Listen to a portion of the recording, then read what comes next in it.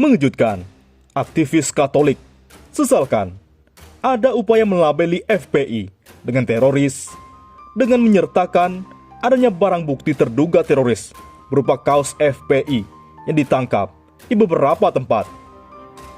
Entah punya dosa apa FPI sama polisi, sampai polisi bagai tidak tidur untuk habis-habisan memberi label teroris ke FPI. Padahal FPI-nya sudah mereka bubarkan, tapi masih terus digoreng-goreng. Kata aktivis Katolik Aloysius Hartono dalam tulisannya yang viral di media sosial. Ini isi lengkapnya. April 2021 tiba. Masih saja FPI dilabelisasi teroris. Kapan ini berakhir? Salam sejahtera untuk kita semua. Saya Aloysius Hartono, saudaramu, kembali menyapa saudara-saudara sekalian. Semoga Anda semua sehat dan diberkati Tuhan. Amin. Bagi yang masih ingat tulisan saya, sudah bulan Februari 2021, FPI masih terus dikerjai polisi. Kapan polisi stop bikin gaduh?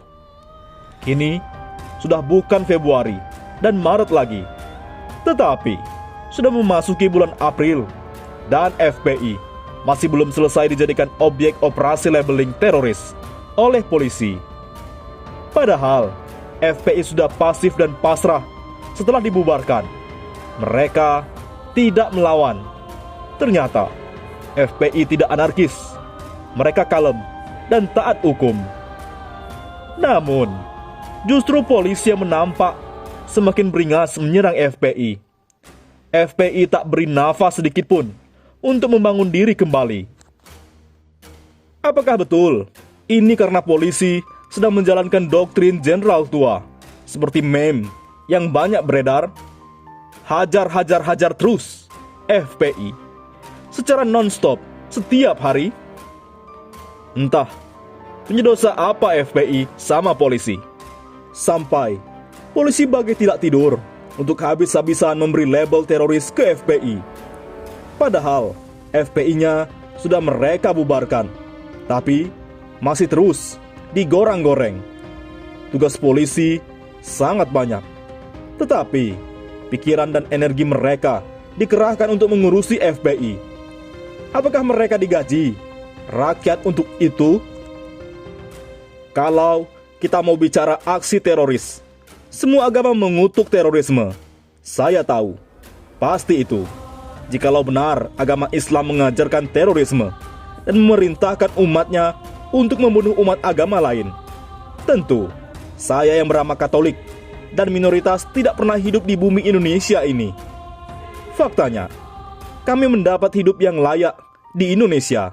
Tidak pernah diganggu peribadatan kami. Bagi saya, sungguh aneh melihat isu bom muncul justru di saat situasi sedang berpihak untuk FPI. Para teroris itu justru bekerja untuk merugikan FPI, dan aksi terorisme mereka akhirnya selalu dipakai sebagai dalih untuk menyerang dan mengkambing hitamkan FPI. Saat ini, tuntutan pengusutan kasus kilometer 50 masih terus dilakukan oleh masyarakat, khususnya TP3. Mereka bahkan sudah berhasil bertemu langsung Presiden Jokowi, yang tentu hal ini membuat gelisah para pelaku pembunuhan. Ternyata masyarakat masih belum lupa tragedi ini. Terakhir, TP3 bahkan sudah mendatangi fraksi PKS dan akan keliling fraksi lainnya untuk mengupayakan hak angket kasus ini. Makin tak bisa tidur saja jenderal tua dan para pelaku pembunuhan kilometer 50. Selain itu, Habib Rizik Syihab pun nampak leading di persidangan atas berbagai perkara yang ia hadapi di PN Jaktim. Eksepsinya begitu tajam dan kuat, nyaris tak terbantahkan. Untuk sedikit mengurangi kegemilangan Habib Rizik Syihab di persidangan, bahkan khusus saat Habib Rizik Syihab bacakan eksepsi, maka live streaming dilarang dilakukan oleh PN Jaktim. Saat giliran jaksa bacakan dakwaan, PN Jaktim lakukan live streaming kembali. Luar biasa. Tapi di saat itu pula, tiba-tiba blar. Di saat masyarakat ingin fokus mengawal persidangan Habib Rizik Syihab dan mengusut kasus kilometer 50, bom bunuh diri meledak di pintu gerbang gereja katedral di Makassar dini hari Minggu 28 Maret. Lalu muncul lagi teroris, perempuan yang katanya mau menyerang Mabes Polri Rabu 30 Maret. Sebelum itu, sejumlah penangkapan sudah dilakukan oleh kepolisian dan Densus pada orang-orang disebut sebagai anggota teroris, yang kemudian mereka sangkut pautkan ke FPI. Sungguh tak bisa dicerna akal sehat. Mau menyerang gereja, kok pakai pakaian muslim? Bagaimana dia bisa masuk ke dalam gereja? Sudah tentu langsung dicegah satuan pengamanan di pintu gerbang gereja. Yang perempuan ini lebih menggelikan lagi. Mau menyerang markas polisi, kok sendirian? Nekat sekali. Sudah pasti tak membawa hasil apa-apa. Sama seperti pelaku bom bunuh diri di Makassar.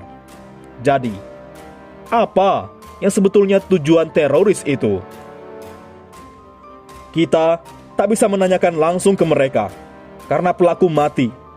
Jadi andai pun mereka dicuci otak, dihipnotis, atau diperintahkan oleh seseorang untuk melakukan aksi terorisme, kita tidak pernah tahu.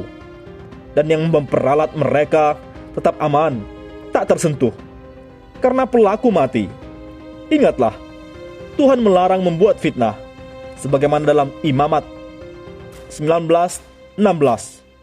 Tuhan sudah berfirman, "Janganlah engkau pergi kian kemari menyebarkan fitnah di antara orang-orang sebangsamu. Janganlah engkau mengancam hidup sesamamu manusia. Akulah Tuhan." Keyakinan saya, polisi terus mengerjai FPI sebagai teroris muaranya adalah untuk menutup tragedi pembunuhan 6 laskar FPI. Anda tidak perlu menjadi orang pintar untuk memahami kemana arah labeling teroris kepada FPI belakangan ini, yaitu bila FPI sudah dinyatakan sebagai organisasi teroris, maka kasus kilometer 50 pun tutup buku. Pelaku pembunuhan aman karena polisi membunuh para anggota teroris. Sungguh simpel. But, come on Pak Polisi. Permasalahan bangsa ini sudah begitu banyak. Perekonomian kita tidak baik-baik saja. Mari kita bekerja bersama-sama membangun bangsa ini. Janganlah energi aparat kepolisian dihabiskan hanya untuk membuktikan secara paksa bahwa FPI itu teroris. Pakar terorisme Sidney Jones pun sudah bilang bahwa FPI sedang berusaha dikait-kaitkan oleh pemerintah dengan aksi terorisme. Aparat kepolisian harus sadar. Jangan terus berkeras hati, karena masyarakat sudah cerdas dan paham ke arah mana operasi ini. Polri tidak boleh dijadikan alat oleh sekelompok orang jahat untuk menghantam sesama anak bangsa, termasuk oleh jenderal tua dan para pembunuh 6 laskar FPI yang setelah melakukan kejahatan mau menjadikan polisi sebagai tameng, dan polisi pula yang disuruh hadapi FPI dan masyarakat. Sementara si otak pembunuhan santai di peraduan. Bagaimana menurut pendapat Anda?